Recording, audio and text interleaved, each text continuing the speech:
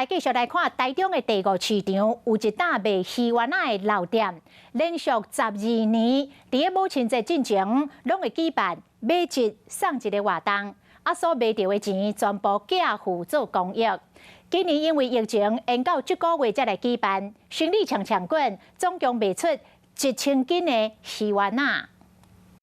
台中第5市场出名鱼丸仔，连续12年举办买1斤送1斤的义卖活动，所得的全部捐予台中市社会局帮助弱势团体。